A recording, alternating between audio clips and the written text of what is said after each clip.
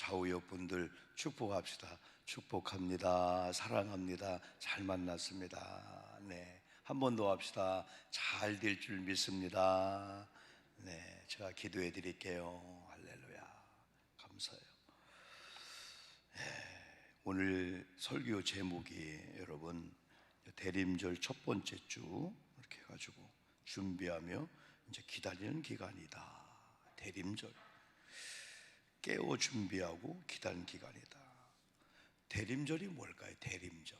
이 대림절은 대자가 기대한다, 림자는 임하신다, 혹은 대강절, 대림절, 대강절, 대강 하는 게 아니고 역시 기대할 대자예요. 강자는 강림하신다. 그래서 벌써 우리가 1년이라는 기간이 이렇게 또 지나가면서 또 새해를 또 준비하는데요.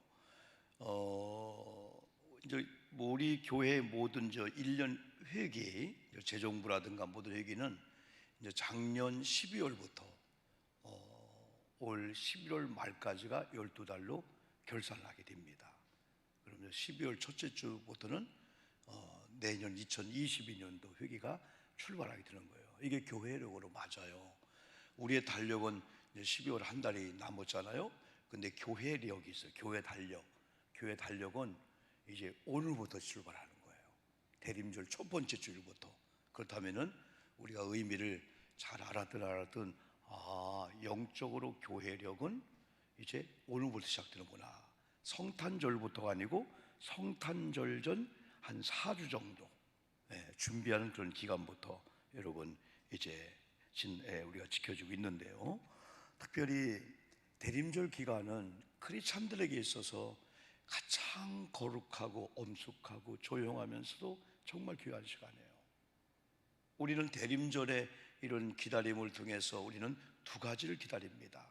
첫 번째는 첫 성탄의 예수 그리스도, 두 번째는 다시 오실 재림의 예수를 기다리면서 오늘 이 말씀을 보면은 만일에 도둑이 오늘 밤에 온다고 알았더라면은 누가 잠을 자고 있을까요? 도둑 맞도록 깨워서 여러분 다 집을 지키고 있지 않겠습니까? 영적으로 우리 주님의 이런 재림이 오늘 밤이라면은 아마 우리의 예배가 달라질 거예요. 하나님 앞에 드리는 찬양의 소리, 이런 기도 예물이 다를 거예요. 우리는 대개 내일 또 있으니까, 또 모레 있으니까 내일 더 잘 드리지 뭘, 예배 잘하지 뭘, 그러면서 우리가 그런 기회를 때로는 우리가 내일로 미루면서 오늘 최선을 다하지 못할 때가 있는데, 오늘 만약에 내 인생이 마지막이라면, 오늘 밤에 주님이 재림한다면 바로 이 대림절 기간에 그런 마음을 갖고 사는 거예요. 그러다 보니까 교회가 어디 보면은 조용하고 거룩하고, 개인적으로 뭐 소리를 우리가 노래 크게 하고 하지 말라, 그건 아닙니다. 마음 자세부터 이야, 이 진지하구나, 주님이 오실 길을 예비하라겠구나, 예수님이 오실 길을 우리 교회가 우리 심령에 주님이 찾아온다면은 누추한 곳은 아닐까? 여러분, 첫 성탄의 예수님은 마구간에 오셨어요. 지푸라기들, 양이나 소 요양까지 남은 그 냄새가 나는 곳에 오셨는데, 다시 재림하신 예수님은 그런 누추한 교회 안 와요. 그런 준비 안 된 냄새나고 아주 추저분한 그런 심령이 안 와요. 깨끗하게 준비된 그런 영적인 준비된 심령이나 준비된 가정이나 그런 교회에 오게 되는 거죠. 그래서 이 대림절 기간 동안에는 먼저 우리 한번 영성을 생각하는 거예요.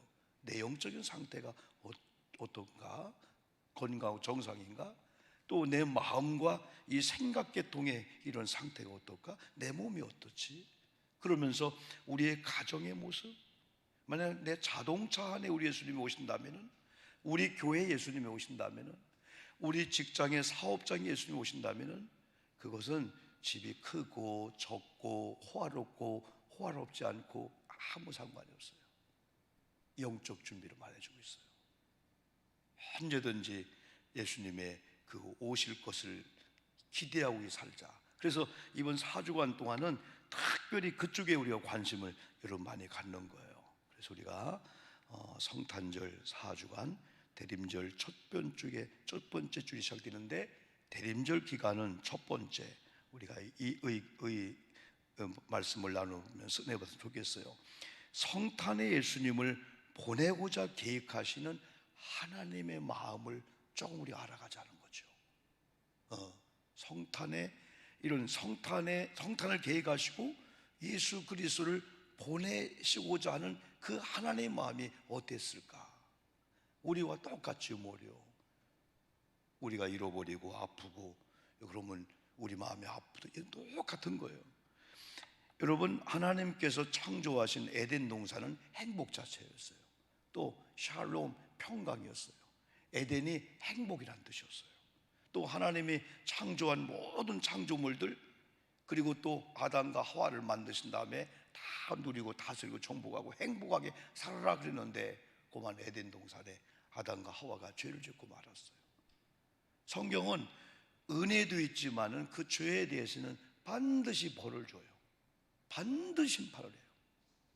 그래서 우리는 잠언이나 시편을 보면은 인생들, 사람들 의지하지 말라는 거예요. 우리를 심판하실 하나님을 두려워하고 하나님을 의지하라는 거예요.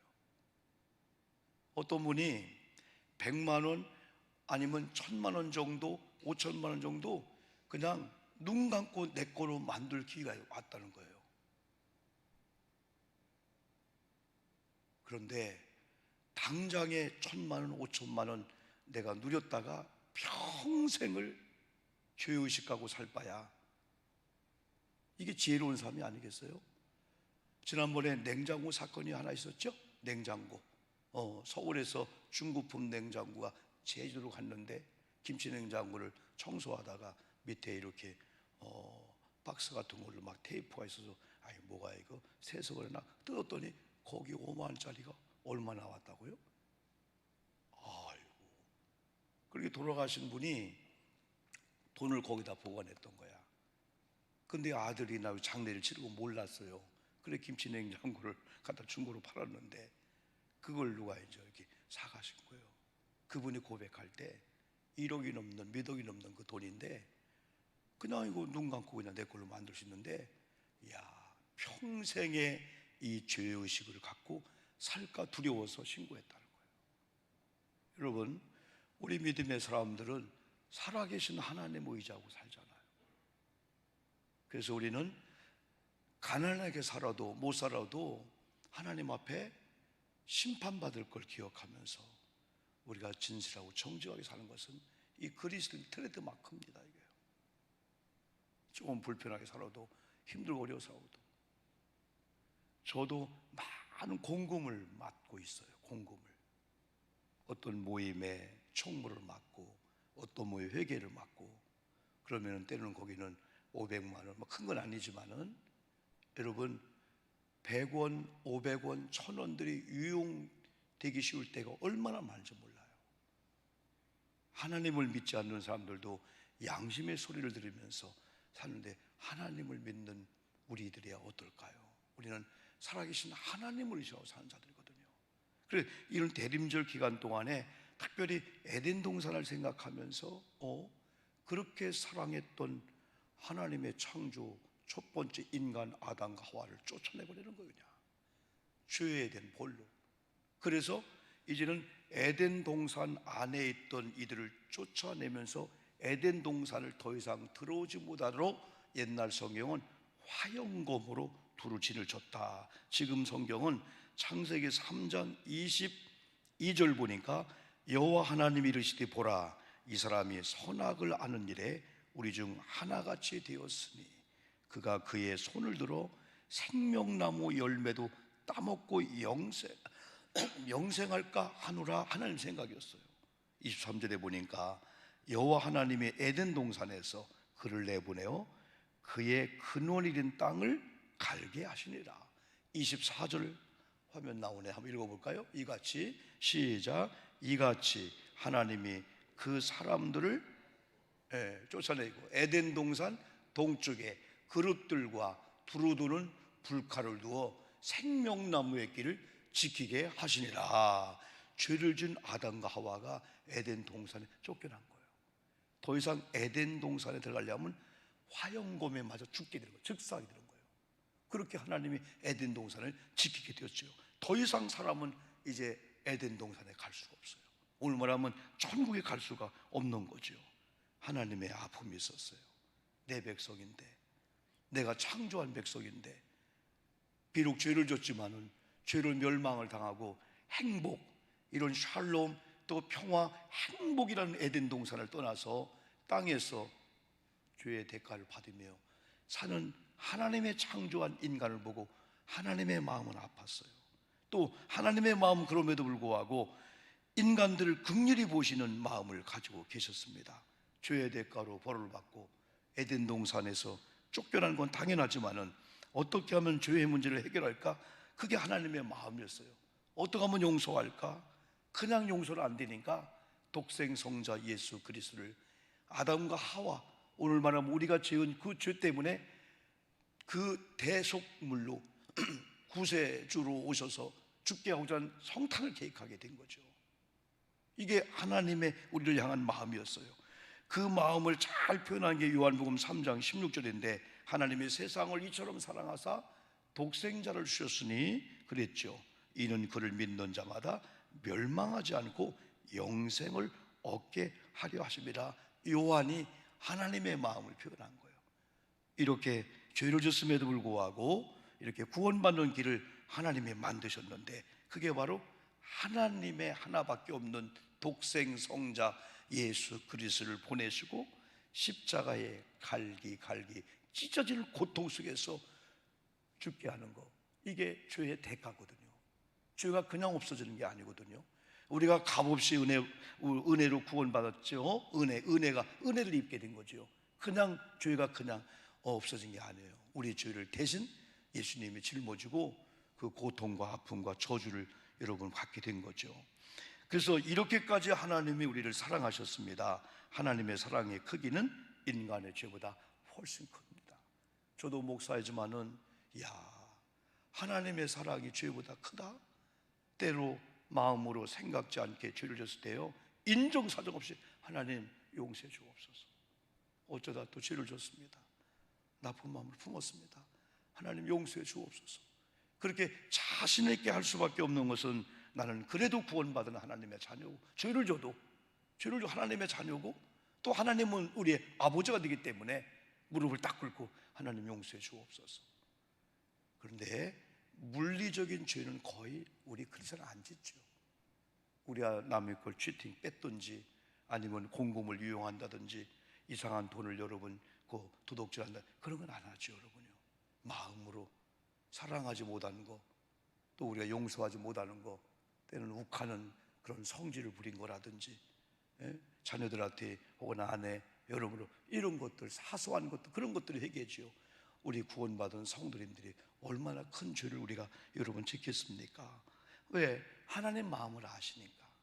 하나님은 구원받은 백성들을 사랑하는 그 사랑이 우리 죄보다 크기 때문에 회개만 하라, 내가 다 용서해 줄게. 다만 성령 회방죄는 용서 안 된다. 성령 회방죄는 하나님이 세운 교회나 주의 종들, 하나님의 권위를 파괴하는 거예요. 이걸 하나님이 성령 회방죄를 용서하지 않겠다는 거예요. 회개도 않겠다는 거예요. 우리는 그런 선을 여러분 넘지 않죠. 이 하나님의 마음은 오직 한 가지, 구원이셨습니다. 돌아온 자들이 하나님을 아버지로 부르면서 다시 하나님의 자녀의 자리를 회복시켜서 풍성한 삶을 살게 하는 것이 하나님의 아버지였어요. 그래서 이것이 우리를 향한 하나님의 마음이었으며 구원 계획이셨고요, 대림절 기간은 바로 이런 아버지의 사랑을, 이런 아버지의 마음을, 또 아버지의 아픔을, 우리가 죄를 짓고 잘못된 길로 뭔가 마음에 잘못된 생각하면 하나님 아파하는 거야. 하나님이 이 땅에 교회를 세웠거든요. 이 교회는 주님의 몸이거든요. 몸의 머리가 주님이라면은 우리는 그 몸의 지체거든요. 그러면 다 우리 성도님들은 다 지체이기 때문에 아픔이라고 하는 그런 걸 우리가 갖고 살잖아요. 느헤미야가 바벨론 포로 잡혀갔을 때 본인은 편안하게 살 수 있는데 가슴이 막 아픈 거예요. 왜? 내 종족, 동족 이스라엘 백성들이, 유다 백성들이 지금 종살이 하고 있는 거예요. 그리고 소식을 들어보니까 예루살렘 성이 회파되고 그렇게 아름답게 지은 성전이 짓밟히게 되고 성전의 이 기물들이 술잔에 막 그때 막 마음이 아픈 거예요. 나는 편안한데 내 형제 내 동족의 아픔을 당하고 고국이 무너지고 조국이 무너지고 조국하는 게 이상하네. 그 민족이 무너지고 또 그게 아픔이 있는 거예요. 우리 교회인들이요 이런 의식을 가지면요 목회자가 아프면요 여러분이 아픈 거예요.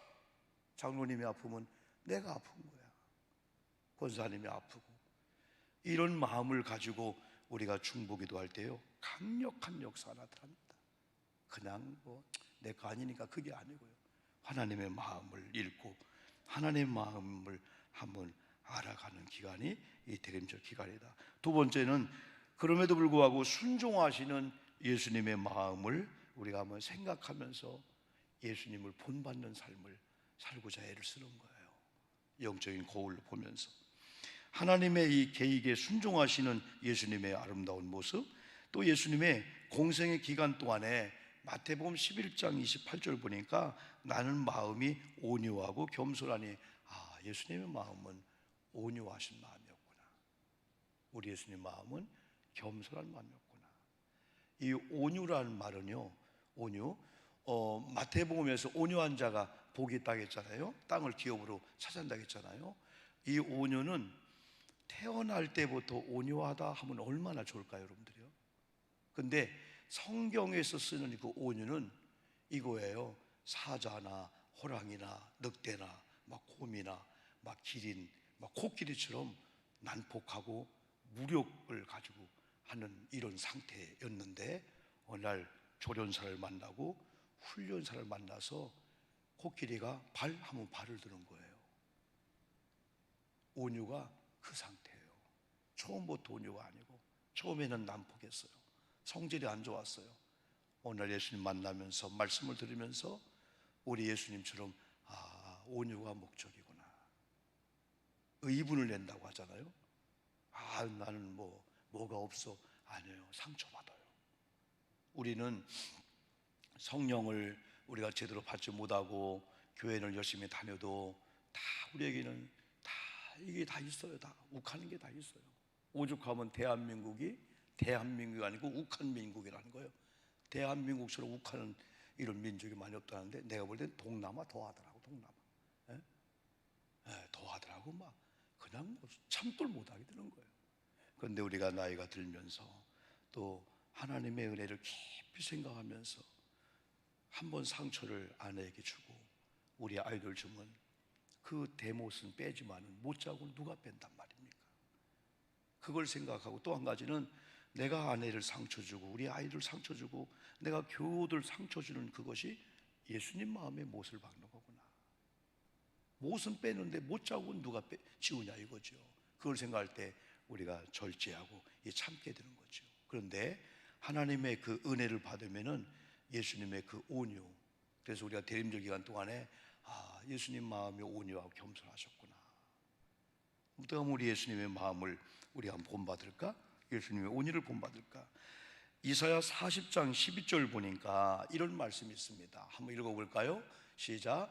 그는 목자같이 양떼를 먹이시며 어린 양을 그 팔로 모아 품에 안으시며 젖먹이는 암컷들을 온순히 인도하시리라. 이게 예수님이에요. 여러분들 가슴에 딱 품고 여러분 양이 참 그렇잖아요. 근데 목자가 품어준다고 생각해 보세요. 목자가 안위해주는 양은 최고의 행복이거든요. 그래서 이사야에서 앞으로 600년 전에 예수님이 오시기 전 600년 전에 이사야가 예언하면서 앞으로 예수가 오는데 목자같이 양떼를 먹이시며 어린 양을 그의 팔로 모아 품에 안으시며 젖먹이는 암컷들을 온순히 인도하시리라. 젖을 먹이면서 안 먹는다고 때리는 그게 아니라는 거예요. 임마 너 안 먹으면 막 그냥 아이들도 엄마가 숟가락을 들고 다니면서 제발 좀 먹어라, 제발 좀 먹어라 그런 아이들이 있고 그냥 얼마나 잘 먹는지 애들도 그것도 다 기도해야 되겠더라고요. 다 이게 다 기도에 하나님의 은혜가 저는 진짜 많은 걸 경험해요. 그것조차도 하나님의 은혜로 되지 억지로 되는 게 없어요. 애들 졸졸 따라 달리면서 학원 보내고 태권도 보내고 막 애들 하루에 그래 되는 게 아니더라고. 어느 하나님의 은혜가 임하면 애들이 저절로 해. 저절로 막 그냥.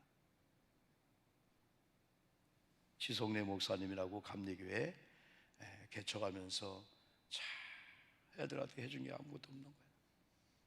우리들 다 그런 경험했지 뭘. 목사님들 다 2층인가 3층에 개척할 때 뭐 사모님 목사님 다 올인 하다 보니까 애들 보행에 태워놓고 제대로 돌보도 못했는데 아기가 없어진 거예요. 계단을 떼굴떼굴 동물어서 내려가가지고 보행에 타고 아스팔트에 내려가고 있는 거야.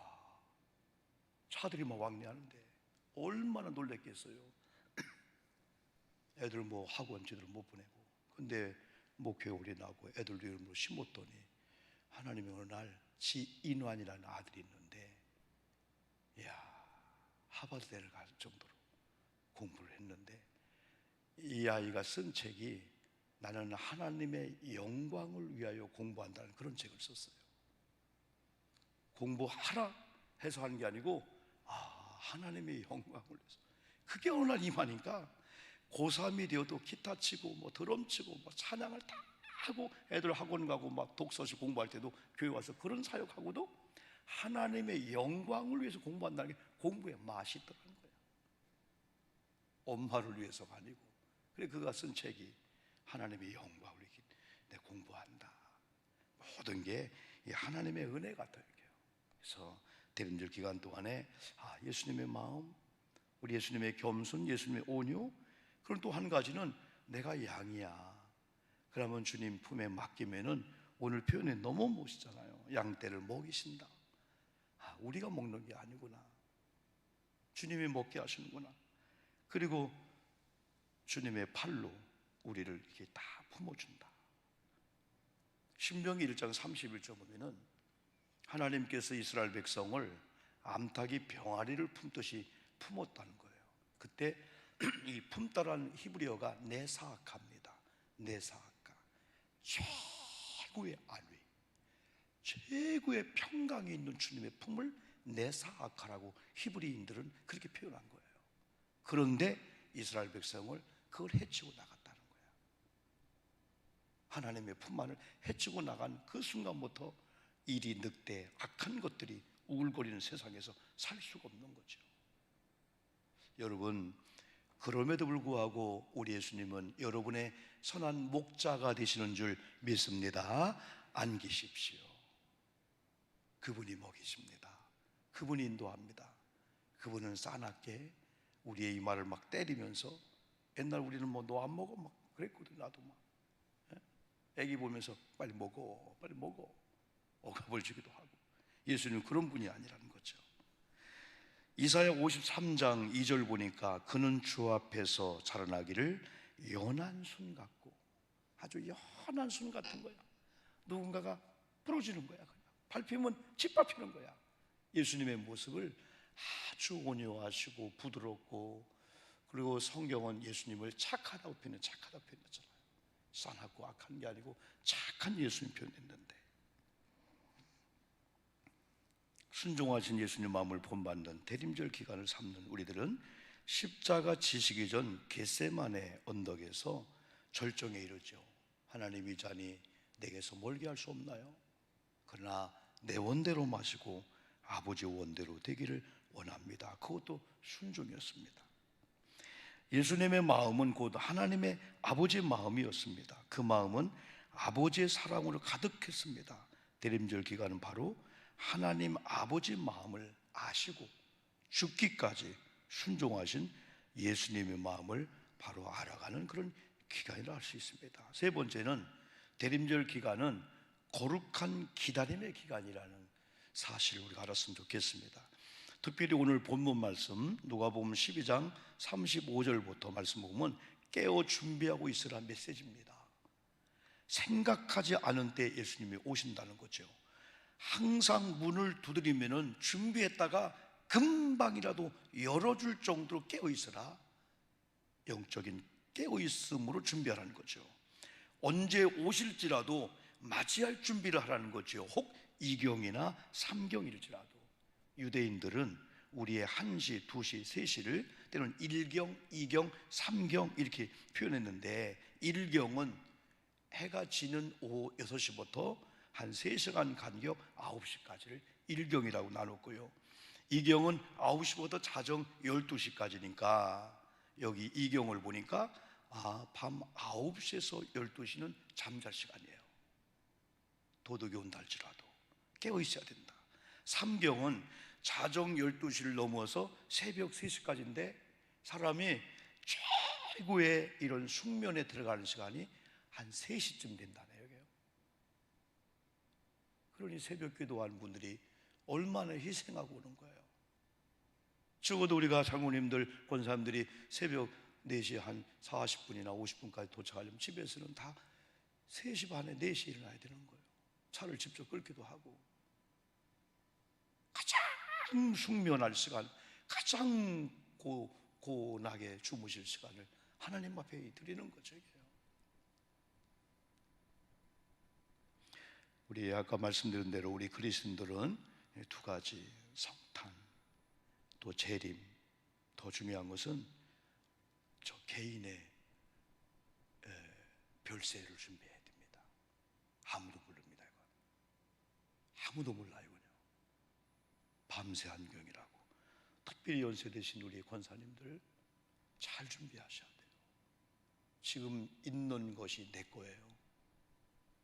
내가 소유하고 있는 건 마음만 먹으면 하늘나라 보낼 수가 있는데, 숨이 끊어진 순간에 그건 여러분 것에서 자녀로 넘어가면은 수많은 돈을 물려줬는데 자녀가 싸울 수가 있어요. 안 물려준 자녀는 아이고 우리 어머님은 유산도 없네, 그걸로 끝나버려요. 그런데 1억이라도 5억이라도 10억이라도 20억이라도 나눠주면 그때부터 고맙다 하는 순간에 동서가 더 많이 받았다고? 옛날 몰래 준 거 다 알아냅니다. 그리고 막 재판도 하고. 이게 무슨 짓일까 이게요. 그래서 특별히 연세가 드신 분, 특별히 우리가 항상 준비해야 돼. 오늘 밤일 수 있다.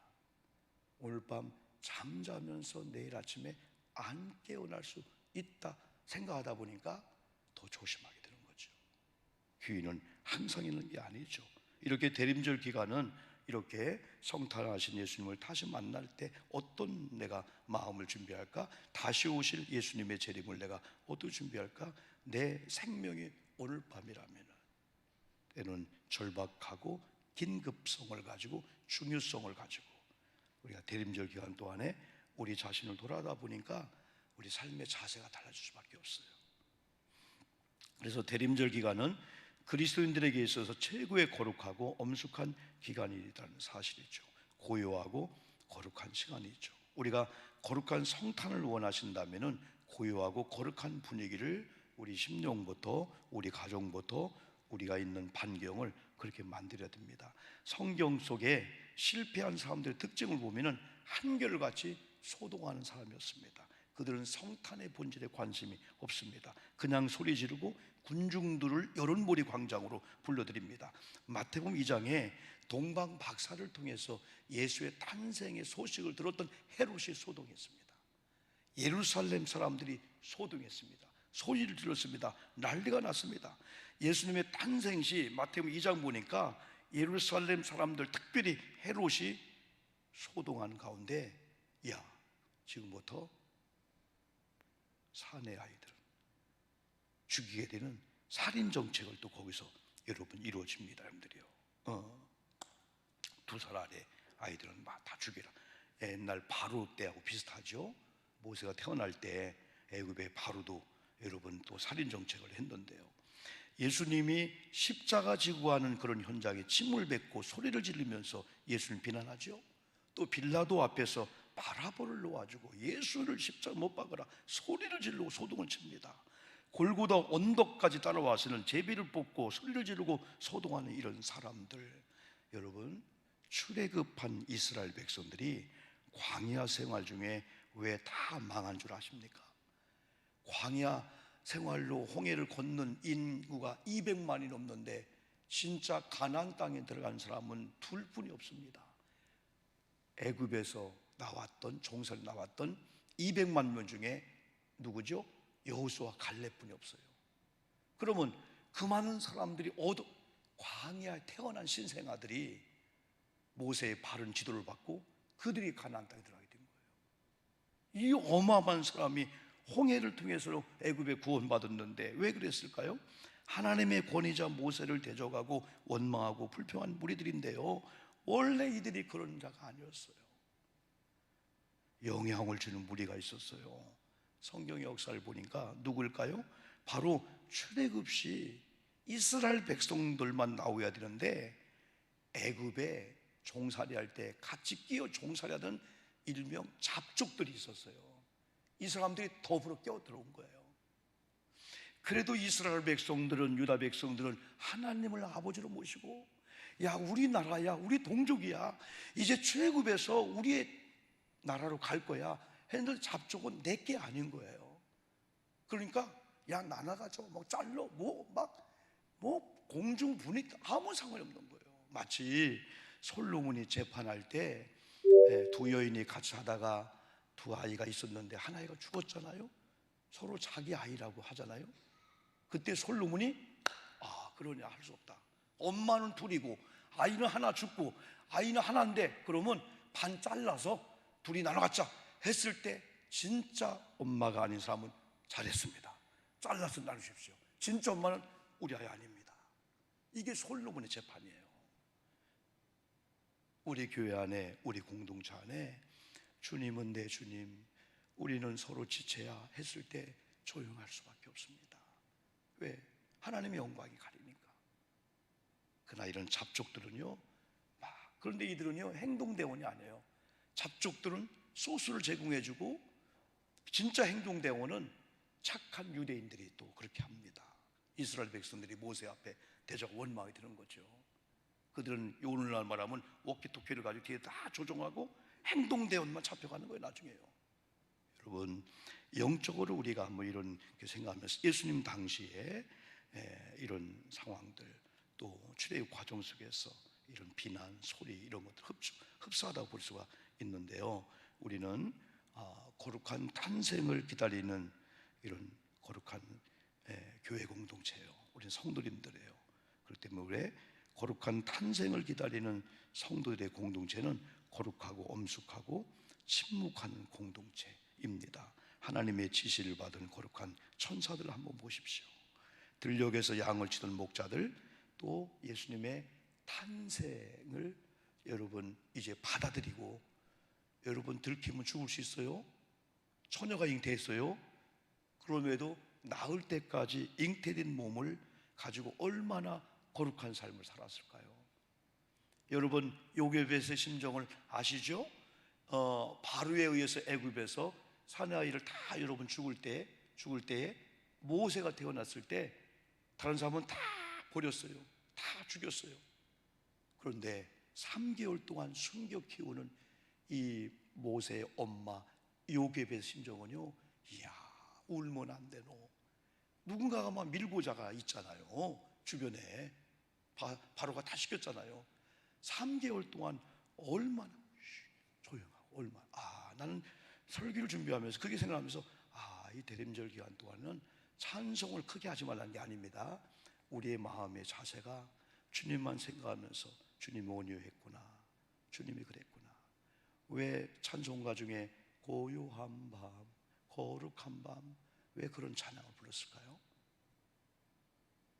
고요하고 거룩한 거, 대림절 기간에 그래, 우리가 본받을 우리 심성이고 이런 상태다. 우리가 조금 소란했다면은, 우리가 조금 여러분 그랬다면은 대림절 기간이 완전히 변화되고, 원래 본질이거든요. 그게 우리요, 죄 짓기 전에 우리 본질이기 때문에 우리가는 그쪽으로 가도록 여러분 노력하는 거죠. 다시 말씀을 마무리하면은 대림절 기간은 또 한편으로는 거룩함과 깨끗이 씻는 기간이에요. 그래, 회개도 하고 철저히. 누가복음 13장 3절하고 6절 보면은요, 회개하지 않으면 그랬어요.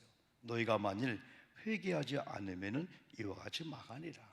그 실로암 망대 사건을 얘기하면서요. 또 그런데 사도행전 3장 19절은 얼마나 참 복음인지요. 너희가 회개하고 돌이켜 너희 죄 없이 함을 받으라. 이같이 하면 새롭게 되는 날이 주 앞으로부터 이를 것이요. 옛날 성경은 유쾌한 날이 온다는 거야. 상쾌한 날, 통쾌한 날. 왜? 우리가 회개하면 주님이 용서해 주니까. 이게 우리 구원받은 사람의 특권이야. 우리가 어쩌다 죄를 졌는데 예수님 용서해 주세요. 그래서 우리가 대림절 이 4주 동안을 그냥 지내는 분이 있을 수 있겠지만은 이 말씀을 중심으로 철저히 보다 보면요, 신비할 정도로 하나님이 이제야 네가 복 받을 그릇을 준비했구나. 이건 물질이다, 영적 구원이다, 너희 맡겼던 거 풀어준 거다, 이런 은혜가 있을 수 있어요. 그래서 먼저 우리 다른 삶도 중요하지만은 우리 자신의 성결, 우리 자신의 정결, 이런 기간으로 생각하시면서 철저히 회개하고 씻어내고 다시 옷을 갈아입었으면 흠이 묻지 않도록 이제 조심해서 앉아야 되잖아요. 그렇죠? 그래서 옷이 중요하다고 했어요. 옷이요. 우리가 아무 옷이나 입으면은 그냥 아무 데나 앉는데, 저도 이렇게 새로 싹 다려가지고 양복을 입고 오면은 벌써 조심을 하게 되는 거죠. 여러분, 하나님은 여러분의 하나님이고 우리 아버지고, 예수님은 우리를 사랑해요. 우리를 정죄하지 않아요. 대림절 기간 동안에 우리 심령이나 교회나 우리 속교 공동체, 선교회, 우리 사업장도 영적으로 깨끗한 그런 기간을 한번 삼고요, 회개도 철저히 하고요, 그러면서 좀 우리가 고요하고 조용하게 거룩한 가운데 주님의 이런 오심을 기다리는 여러분 되기를 주님의 이름으로 축복합니다. 우리 한 1, 2분 동안만 같이 말씀을 의지하고 또 이 시간 병 낫기를 위해서, 여러분 아픈 것들 회복을 위해서 같이 기도합니다. 하나님 아버지,